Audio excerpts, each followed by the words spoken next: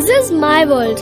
Here, knowledge is my best friend that addresses me towards success. Welcome to the Pioneer International School. 20 એકરમાં ફેલાયેલું પાટણનું એકમાત્ર green campus. Digital classroom, updated library, kids park and world-class sports facilities, world-class curriculum, music and dance, science and computer lab, community awareness program, safe transportation facility. Every child is unique. જરૂર છે એમને develop કરવાની અને આ કામ ફક્ત એક unique સંસ્થા જ કરી શકે. To develop my future, so I am here.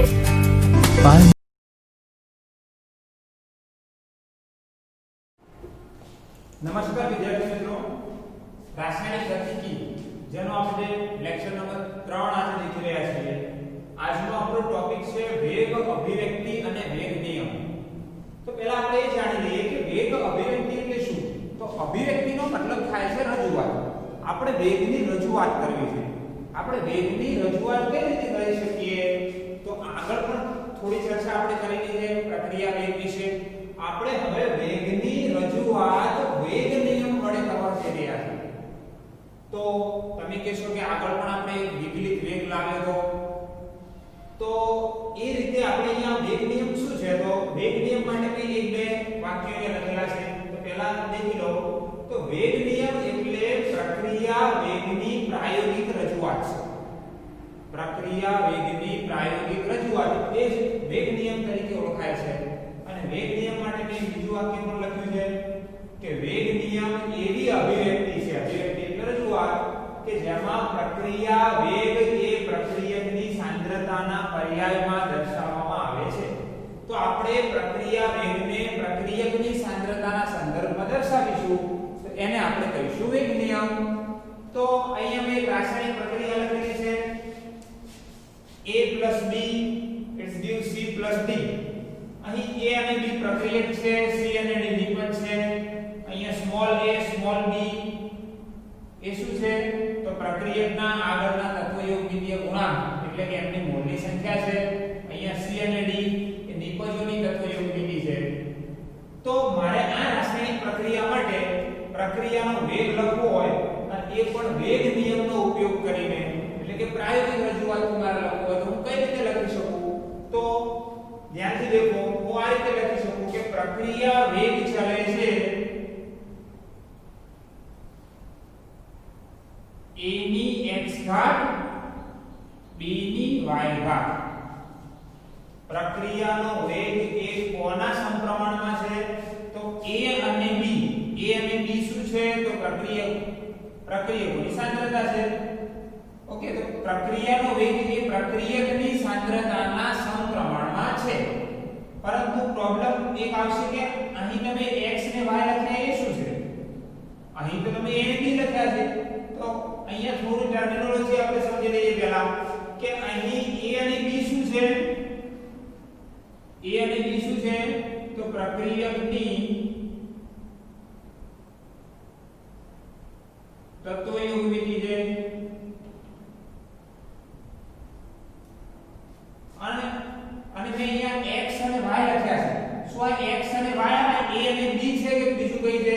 તો ના, x અને y જેને a અને b સાથે કોઈ લેવા દેવા નથી. કોઈ વાર x અને y એ a અને b જેવા હોઈ શકે છે, પણ એનો મતલબ એવો નથી કે a અને b એ જ નહીં x અને y છે. x અને y, x ને આપણે કહીશું પ્રક્રિયક એના સંદર્ભમાં પ્રક્રિયા ક્રમ. y ને આપણે કહીશું પ્રક્રિયક b ના સંદર્ભમાં પ્રક્રિયા ક્રમ.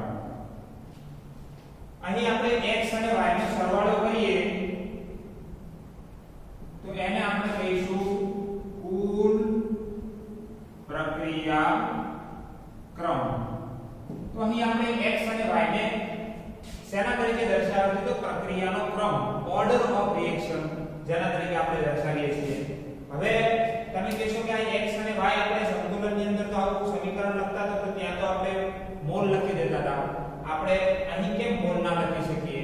કોઈ પણ રાસાયણિક પ્રક્રિયા હોય એને આપણે જેટલી સરળતાથી લખીએ છીએ એટલી એ સરળ હોતી નથી. ઘણી પ્રક્રિયાઓ તમને બહુ સિમ્પલ દેખાય છે. ઇથેનનું દહન કરીએ ઓક્સિજનની હાજરીમાં એટલે તરત જ કોઈ પણ આલ્કેનના દહનથી શું મળે? તો તરત જ તમે કહેશો કે કાર્બન ડાયોક્સાઇડ અને પાણી મળે. બહુ સિમ્પલ પ્રક્રિયા છે. પરંતુ એ પ્રક્રિયાને જ્યારે પ્રયોગશાળામાં કરો તે વખતે તમને મધ્યવર્તી ઘણી નિપજો જોવા મળતી હોય છે. ઇથેન એટલે હું અહીંયા લખી શકું C2H6 એની ઓક્સિજનની હાજરીમાં દહન કરો તો તમે તરત જ લખી શકશો કે અંદર મળશે CO2 વોટર પ્લસ કેટલી ઊર્જા પણ મળશે. તો આ પ્રક્રિયા અહીં મેં લખેલી છે તો તમને કહું કે ઇથેનના દહનથી શું મળે તો તમે તરત જ કહી શકો કે કાર્બન ડાયોક્સાઇડ અને પાણી મળે. પરંતુ વાસ્તવમાં આ તો લાસ્ટ પ્રોડક્ટ છે, આપણી ફાઇનલ નિપજ છે. વાસ્તવમાં મધ્યવર્તી ઘણી બધી નિપજો મળી હોય છે. જેમ કે વચમાં આલ્કોહોલ પણ બને છે, કાર્બોક્સિલિક એસિડ આલ્ડીહાઇડ પણ બની શકે છે, કાર્બોક્સિલિક એસિડ પણ બની શકે છે. તો આવી ઘણી બધી નિપજો વચમાં મળતી હોય છે. અને વાસ્તવમાં આ નિપજો 100% આપણી ફાઇનલ પ્રોડક્ટ એટલે કે લાસ્ટ નિપજમાં રૂપાંતરિત થાય જરૂરી નથી હોતું. કેટલાક પ્રમાણમાં એ બન્યા પછી તે સ્થાયી રહી પણ જાય છે. એનો મતલબ આપણને જે મેઇન પ્રોડક્ટ મળવાની હતી એ મળ્યા સિવાય ઉપરાંત બીજી પ્રોડક્ટો પણ મળે છે. તો પછી તમે એવું કહી શકો કે અહીં મેં જે પ્રક્રિયાઓની આગળ મોલ લખ્યા હતા એ 100% નિપજમાં રૂપાંતરિત પામ્યા. 100% જો નિપજમાં રૂપાંતરિત પામ્યા હોય તો એ અંક તમે અહીં x અને y ની જગ્યાએ મૂકી શકો. પરંતુ આ પ્રક્રિયામાં દેખાય છે કે અહીં વચમાં કેટલીક પ્રોડક્ટો બને છે અને એ લાસ્ટમાં રૂપાંતરિત થાય પણ છે, નથી પણ થતી. કેટલાક વાર આ પ્રોડક્ટો જો બન્યા પછી રહી જાય તો એનો મતલબ કે આપણે એમનો એટલો જથ્થો અહીં ઓછો કરવો પડે. એટલા માટે મેં અહીંયા લખ્યું છે, તમે દેખી શકો છો. અહીં A અને B આપણા વપરાણા મોલ ખરી પણ એમાંથી બન્યા કેટલો ભાગ જે ઓરિજિનલ આપણે જે પ્રોડક્ટ તરફ જવાનું હતું એમાં રૂપાંતરિત થયો. તો એટલા માટે મેં અહીં x અને y લખ્યો છે.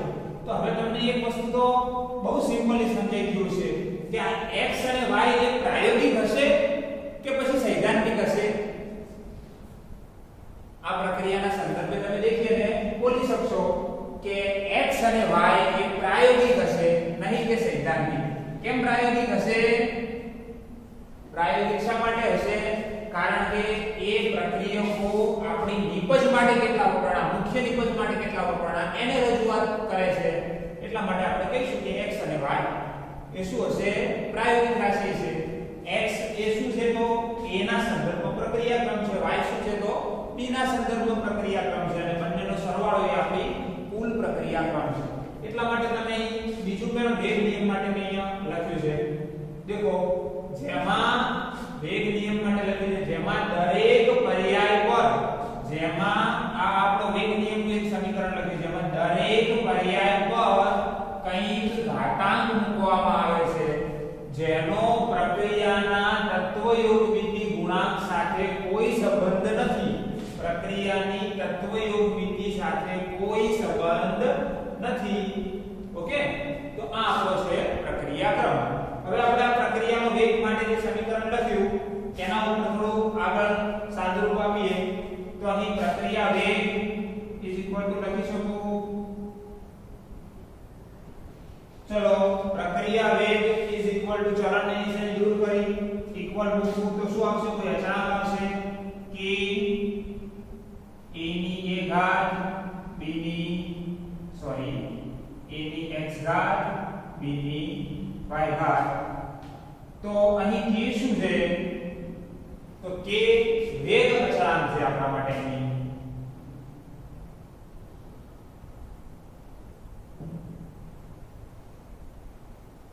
ઓકે, હવે થોડી આપણે x અને y શું છે તો પ્રક્રિયાક્રમ છે એની ચર્ચા આપણે આગળ કરીશું, પરંતુ અહીં ટૂંકમાં એટલું સમજી લઈએ કે x અને y એવું જરૂરી નથી, x અને y એવું જરૂરી નથી કે કોઈ પૂર્ણાંક સંખ્યા જેમ કે 1 2 3 એવી પૂર્ણાંક ધન પૂર્ણાંક સંખ્યા મળી શકે, કે અપૂર્ણાંક સંખ્યા પણ મળી શકે છે, 0 પણ હોઈ શકે છે, પૂર્ણાંક પણ હોઈ શકે છે, ગમે તે હોઈ શકે છે, પણ બહુ x અને y એટલે કે પ્રક્રિયાક્રમ માટે એટલું યાદ રાખજો કે પ્રક્રિયાક્રમ એ પહેલી વસ્તુ પ્રાયોગિક રજૂઆત છે અને બીજી વસ્તુ એ 0 પૂર્ણાંક કે અપૂર્ણાંક હોઈ શકે. ઓકે, ફ્રેક્શનલ પણ હોય, નોન ફ્રેક્શનલ પણ હોય, 0 પણ હોય, ગમે તે હોઈ શકે. તો આ આપણી કઈ વેગ અભિવ્યક્તિ બહુ જ સરળ છે. વેગ અભિવ્યક્તિ એટલે મેં તમને હાલ જ સમજાયું. કોને કહેવાય વેગ અભિવ્યક્તિ? વેગની રજૂઆત. ઓકે, અને વેગ અચળાંક શું છે? તો આપણા વેગની જે રજૂઆત કરી એની અંદર આ k આવ્યો એ આપણા માટે છે વેગ અચળાંક. હવે આપણે પ્રક્રિયા વેગ માટે આવું આગળ લખીએ તો તમને ખબર હોય તો -dr/dt. તો પ્રક્રિયા વેગની જગ્યાએ હું લખું -dr/dt, તો એક સમીકરણ મને બીજું પણ મળી શકે -dr/dt k a b a નો x અને b ની y. ઓકે, તો આનો એક સ્ક્રીનશોટ લઈ લો.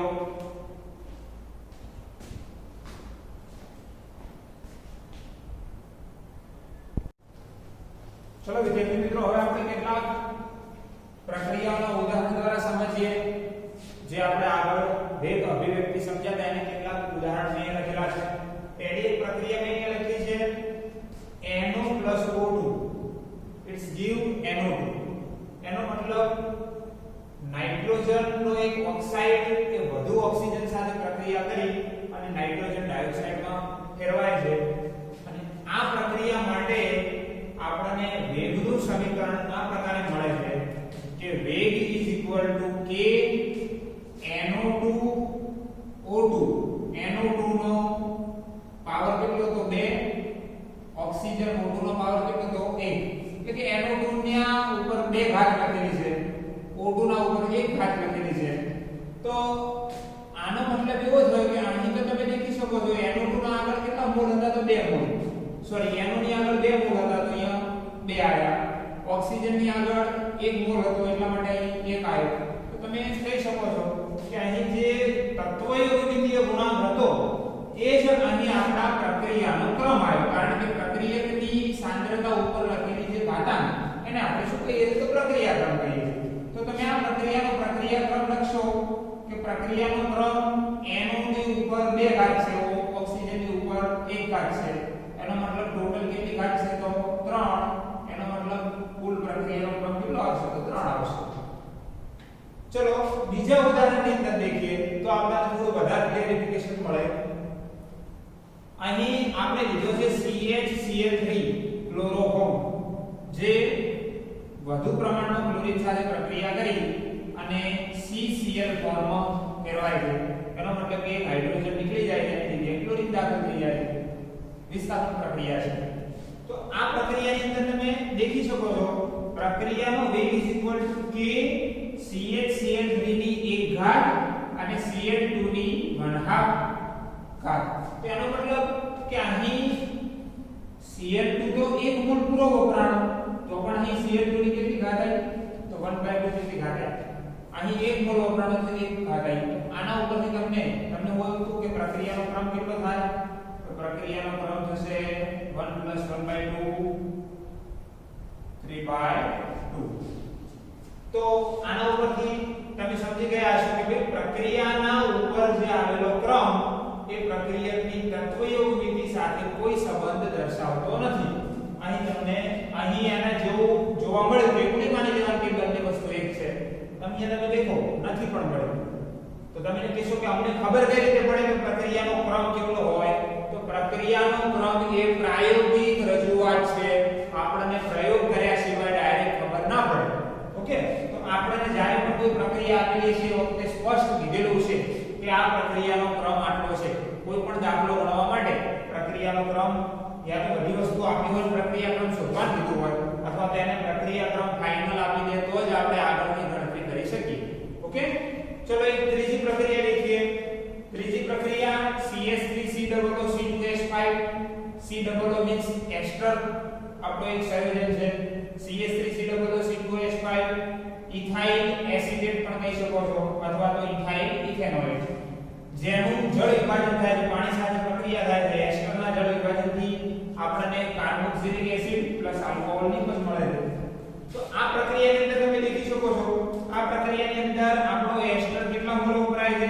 તો 1 મોલ વપરાય છે. પાણી કેટલા મોલ વપરાય છે? તો 1 મોલ વપરાય છે. પરંતુ પ્રક્રિયાના વેગ સમીકરણ દેખો તો વેગ K CS3C+C2H5 જેની કેટલી ઘાત તો 1 અને H2O જેની કેટલી ઘાત તો 0 ઘાત. એનો મતલબ આ પ્રક્રિયાનો વેગ એ પાણીથી સ્વતંત્ર છે, પાણી ઉપર આધાર રાખતો નથી. તો પાણી તો પ્રક્રિયામાં વપરાય છે છતાં પણ એના ઉપર આધાર નથી રાખતો. તો આ ઉદાહરણો એટલા માટે મેં લીધા છે કે જેથી આપણને પ્રક્રિયાનો ક્રમ શું છે એના વિશેની સંપૂર્ણ માહિતી મળી જાય. છતાં પણ મેં અહીંયા પ્રક્રિયા ક્રમ માટે બે વાક્ય હાલ લખ્યા છે, જેને મગજમાં તમે ઉતારી દેજો. એક તો પ્રક્રિયા ક્રમ એ શું છે? તો પ્રક્રિયા વેગ અભિવ્યક્તિમાં પ્રક્રિયકની સાંદ્રતાના ઘાતાંકના સરવાળો એટલે જ પ્રક્રિયા ક્રમ. આપણે કોઈ પણ પ્રક્રિયા વેગની રજૂઆત કરીએ એમાં પ્રક્રિયકની સાંદ્રતા ઉપર રહેલી ઘાતાંકનો સરવાળો એટલે આપણે પ્રક્રિયા ક્રમ. અહીં પ્રક્રિયા ક્રમ કેટલો થશે? 1 + 0 1. ઓકે, તો અને બીજું વાક્ય પણ લખ્યું છે જે મેં થોડી વાર પહેલા પણ કીધેલું છે. પ્રક્રિયા ક્રમ શૂન્ય પૂર્ણાંક કે અપૂર્ણાંક હોઈ શકે. પ્રક્રિયા ક્રમ શૂન્ય પૂર્ણાંક કે અપૂર્ણાંક હોઈ શકે એવું જરૂરી નથી કે એ પ્રક્રિયા ક્રમ પૂર્ણાંક જ મળે. ઓકે, હવે આપણે રાસાયણિક વિજ્ઞાનની અંદર જે પ્રક્રિયાઓ ભણીએ છીએ એ પ્રક્રિયાઓ બે પ્રકારની હોય છે. પ્રક્રિયાઓને આપણે બે ભાગમાં વહેંચીએ છીએ. એક પ્રાથમિક પ્રક્રિયાઓ કીધી છે અને બીજી જટિલ પ્રક્રિયાઓ કીધી છે. રાસાયણિક પ્રક્રિયાઓ ટોટલ કેટલા પ્રકારની છે? તો બે પ્રકારની છે. એક પ્રાથમિક પ્રક્રિયા અને બીજી જટિલ પ્રક્રિયા. બંને વચ્ચે શું તફાવત છે? પ્રાથમિક પ્રક્રિયાઓ એટલે કે એક જ તબક્કામાં પૂર્ણ થઈ જાય.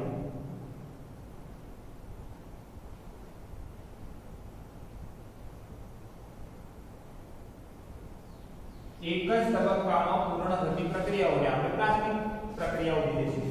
બીજી જટિલ પ્રક્રિયાઓ કહીએ છીએ. સંકીર્ણ પ્રક્રિયાઓ અથવા તો કોમ્પ્લેક્સ રિએક્શન, અને આપણે એલિમેન્ટરી રિએક્શન પણ કહીએ છીએ. તો જટિલ પ્રક્રિયાઓ કોને કહીશું? તો એક કરતાં વધારે તબક્કામાં પૂર્ણ થતી હોય.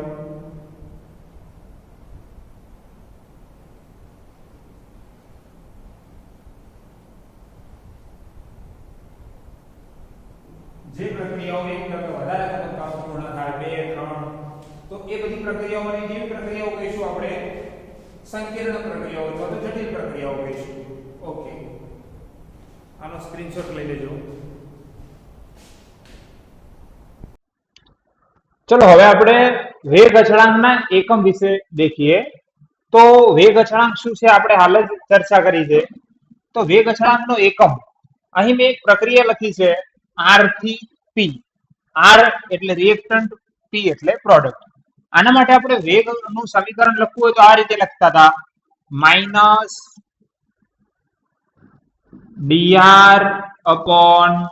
-dr/dt is equal to plus dp/dt. આ ઉપરાંત આપણે એક વેગ નિયમ પણ દેખ્યો હતો. વેગ નિયમ ઉપરથી આપણે કોઈ પણ પ્રક્રિયાનો વેગ લખવો હોય તો આ રીતે લખી શકીએ: વેગ is equal to k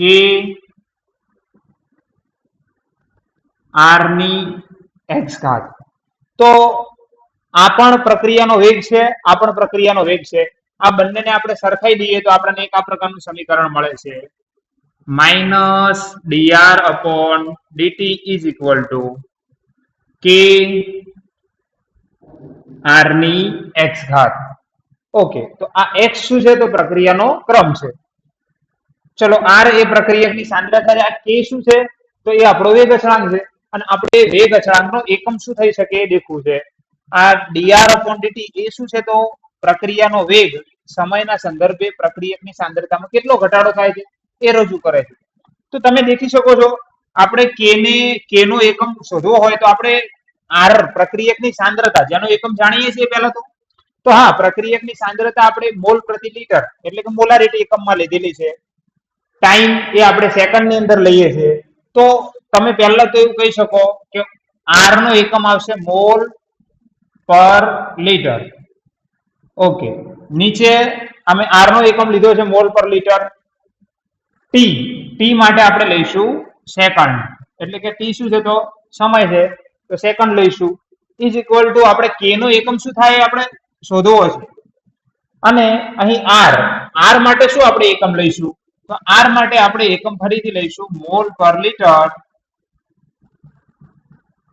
પણ r એ કોના ઉપર આધાર છે? તો ઉપર x છે, એટલે કે એની ઘાત ઉપર આધાર રાખે છે. તો આપણે આ સમીકરણને તમે યાદ રાખો તો આના ઉપરથી આપણને પ્રક્રિયા વેગ અચળાંક જે છે એનો એકમ શોધવામાં બહુ જ સરળતા પડી શકે છે. આ મોલ પ્રતિ લિટર ને હું અહીં નીચે લાવું અને ઉપર લઈ જઉં તો મને આ પ્રકારનું સમીકરણ મળશે. k is equal to mole પર litre upon second into mole પર લિટર જેની x ઘાત. ચલો, આને ઉપર લઈ જઉં તો શું થાય? અહીં જ કરી લઉં છું તો માઇનસ x થઈ જાય. આ ઓલરેડી 1 હતું અને માઇનસ x આવે તો 1 માઇનસ x. તો આપણે વેગ અચળાંકનો એકમ શોધવા માટે તમે આ સમીકરણ યાદ રાખી શકો છો. તો આ સમીકરણ ઉપરથી તમે વેગ અચળાંકનો એકમ શોધી શકો છો. કઈ રીતે શોધી શકો છો? હવે હું તમને એમ કહું કે મારા જોડે એક પ્રક્રિયા છે, જે પ્રક્રિયા શૂન્ય ક્રમની પ્રક્રિયા છે. શૂન્ય ક્રમની પ્રક્રિયાના વેગ અચળાંકનો એકમ.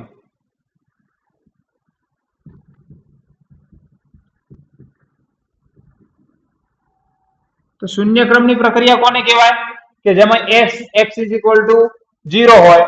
તો અહીંયા k નો મારે એકમ શોધવો છે મોલ પર litre 1 minus x. x is equal to હું 0 મૂકી દઉં તો એનો મતલબ શું થશે? મોલ પર લિટર અને બધાની નીચે આવશે સેકન્ડ. તો લિટર નીચે આવે ઉપર જાય એટલે આપણને એકમ મળી જશે mall litre inverse second inverse. Okay, તો આ શૂન્ય ક્રમની પ્રક્રિયા માટેનો એકમ થશે. આ રીતે આપણે તમે પ્રથમ ક્રમ માટે પણ શોધી શકો છો. આનો એક સ્ક્રીનશોટ લઈ લેજો. આપણે પ્રથમ ક્રમ માટે આગળ ગણતરી કરીએ છીએ. ચલો, અહીંયા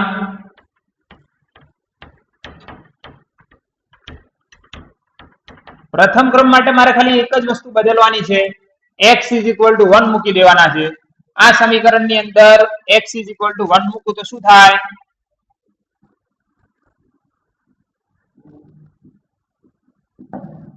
તો k is equal to mole પર લિટર 1 માઇનસ x હતું. x ઇઝ ઇક્વલ ટુ હું મૂકી દઈશ 1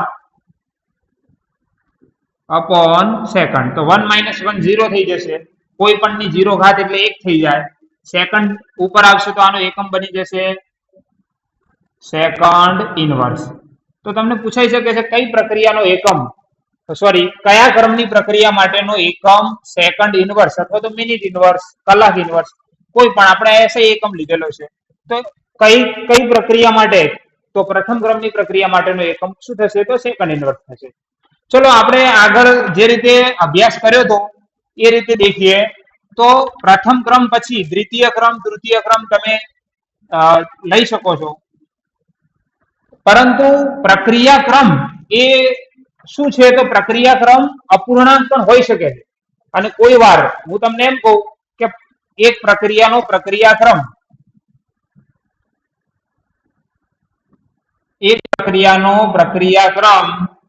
3/2 છે, તો શું એનો એકમ કઈ રીતે બનશે? તો આપણે બનાવી શકીએ. x ઇઝ ઇક્વલ ટુ શું મૂકી દઈશું? 3/2. k is equal to mole પર litre 1 minus 3/2 upon second inverse. 3/2 કેટલા થશે? તો k is equal to 2 minus 3 minus 1/2. તો અહીં આવશે મોલ પર લિટર એની માઇનસ 1/2 અને સેકન્ડ ઉપર આવશે, સોરી, સેકન્ડ ઇનવર્સ થઈ જશે. તો આ આપણે 3/2 હશે એ વખતની પ્રક્રિયા માટે નો વેગ અચળાંકનો એકમ થશે. સ્ક્રીનશોટ લઈ લેજો.